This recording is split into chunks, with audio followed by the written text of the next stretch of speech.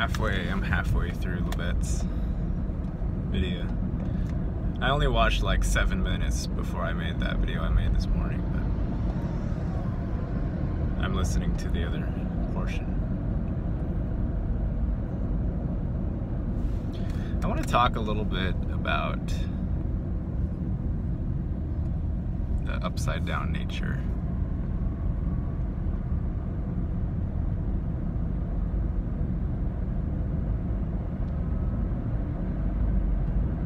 of the realm. It's not upside down because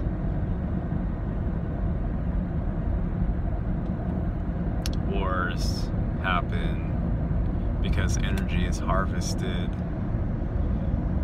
because people are enslaved. It's not upside down because of that.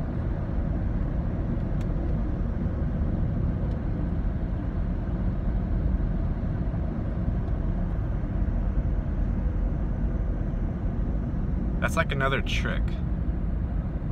All of the problems of the realm that people fret over and complain about, feel bad about, want to come in and swoop in and save people,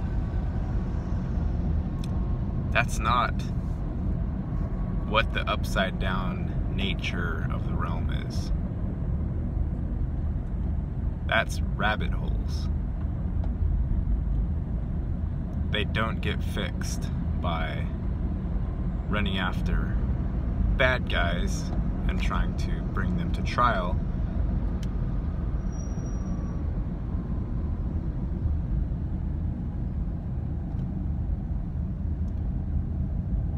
You can figure that out really quickly. Look back on our story, our masculine story.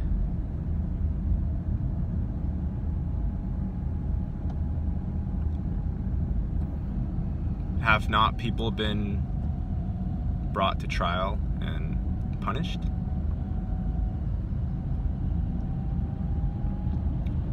Do the problems appear to be going away? No. Has nothing to do with that.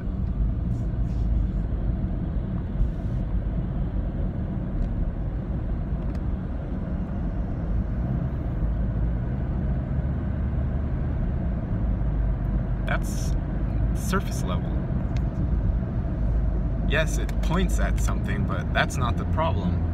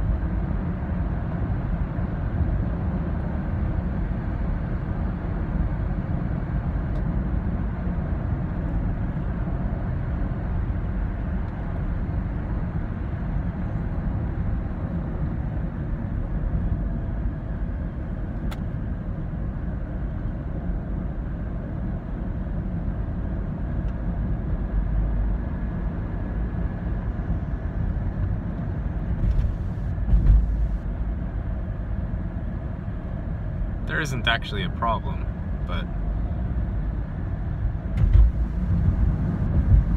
being here is somewhat of a puzzle.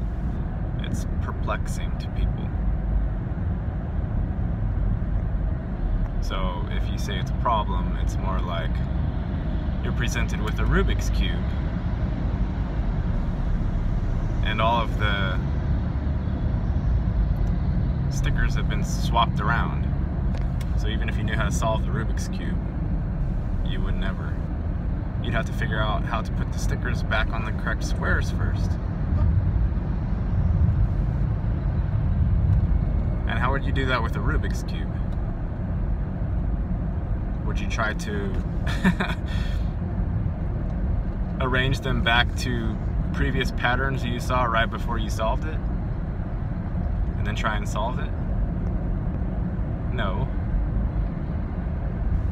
You would just take all the stickers off and then put all of one color on one side and all of another color on another side, and so on, until you have a full and solved Rubik's Cube, and then you can play from that point. So you solve it first, then you play it. Since the cheat, so to speak, has already been applied because all of the stickers were switched around, we think somehow we have to make it complicated and use some sort of algorithm to get them back. No. You just take them off and put them back till they line up and they look even. And then you can play with the Rubik's Cube. You can twist it all up and solve it.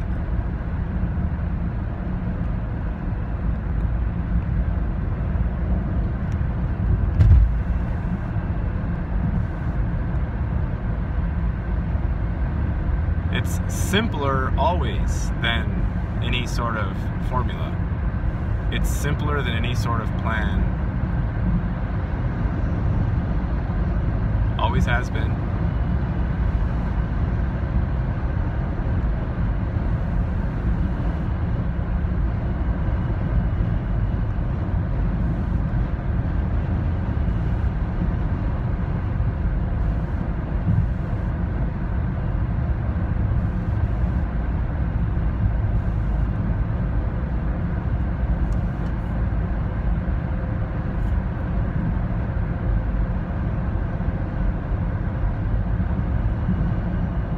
The realm is made in such a way that if you're solving puzzles and you're fighting crime,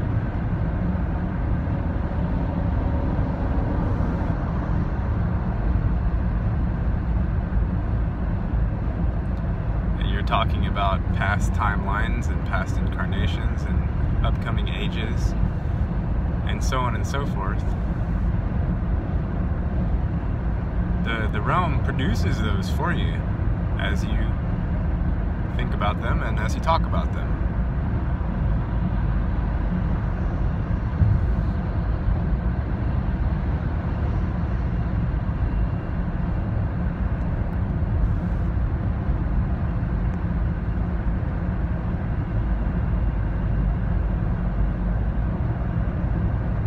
All of what you consider your life to be, if you were to tell a story about yourself,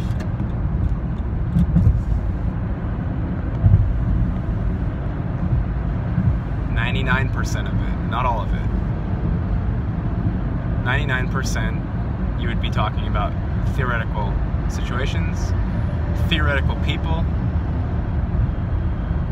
theoretical things, a bunch of invisible stuff. That's what you'd be talking about.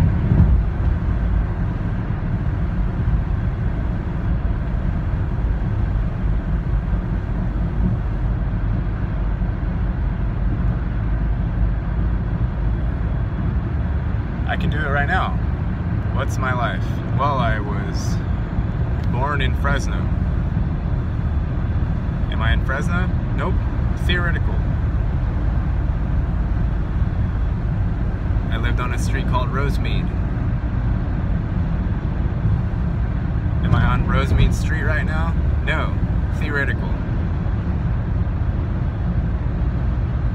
Have a bunch of siblings, brothers and sisters. Are they here with me right now? No. They're theoretical. And this is not to, it has nothing to do with respecting or disrespecting a person or a human being, or implying that they don't exist if they're not in my presence, or your loved ones don't exist if they're not in your presence. That's not what it's saying. That's not what I'm saying. I'm saying the majority of your life is invisible if you're following that story. If you're in the narrative all the time.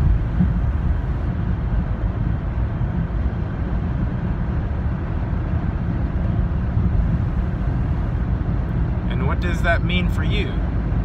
If you're spending most of your time in that narrative, in that story, in which all of the parts that are not presently with you, all of the parts of the story that are not presently with you, which comprise the bulk of your narrative, are invisible or theoretical. What does that mean? Think about it.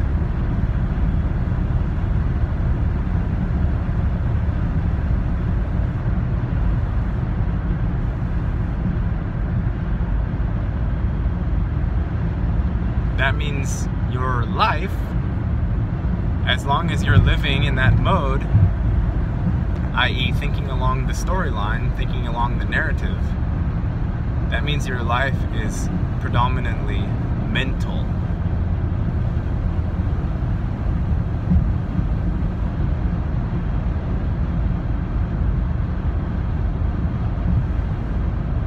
In the head. That's what that means. Mental is an aspect of your being. It's one aspect.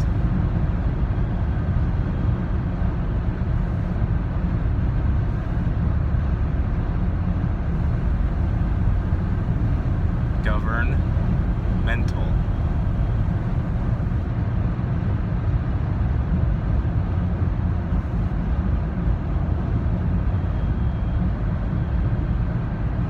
Do they have a govern emotion?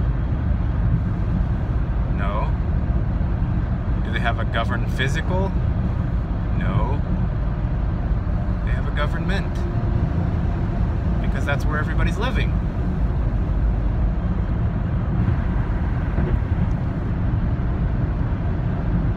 The whole house of cards is built in the mental. It's not anywhere else.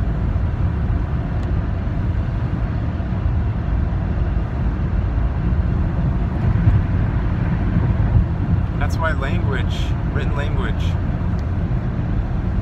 the Bibble Babble as Levette would call it, that's why that is so emphasized.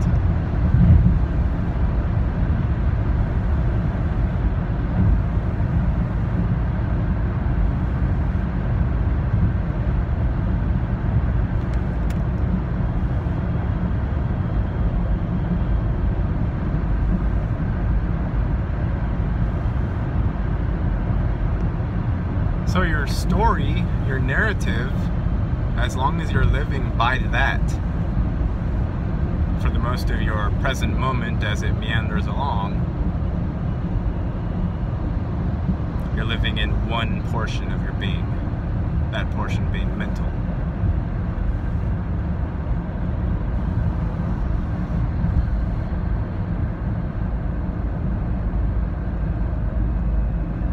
The whole reason for meditation is to bring to your awareness the fact that your being is comprised of more than just mental. Mental is one aspect.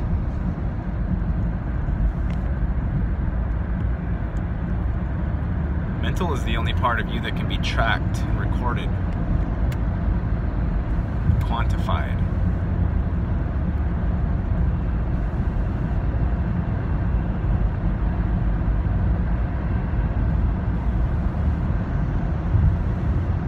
Quantify emotion, can't quantify spirit, can't even quantify physicality. You can only quantify with mental. That's it. And if you look at the mental from an outside perspective, if you look at it with your whole being, you see that even the mental is not precise. The mental is an approximation. It would like to pretend, like with mathematics, that these are razor sharp quantifications and they're very set and precise, and they're not. They can be close to it, but if they're not perfect as the archetype, then you might as well throw the whole thing out. At least as far as the basis for living your life,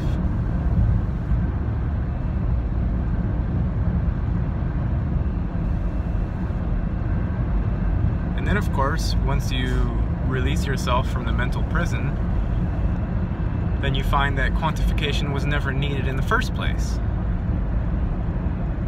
Mainly because it can't be done.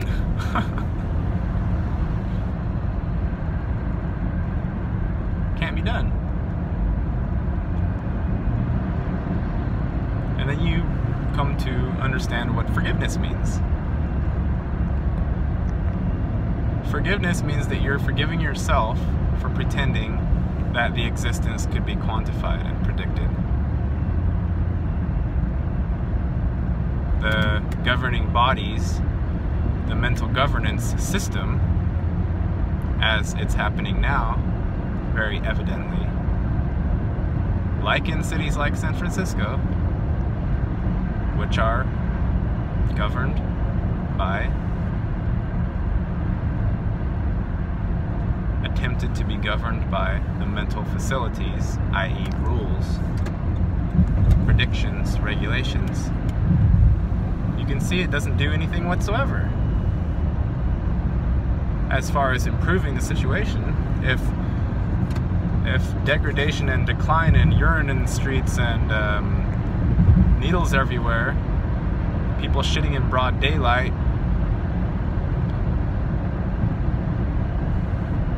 everybody becoming zombified, if that's an improvement or some sort of progress, then yes, progress is being made.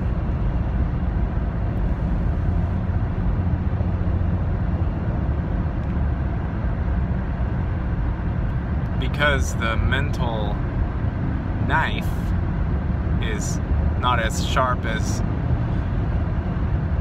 the ruling class would have us think it is,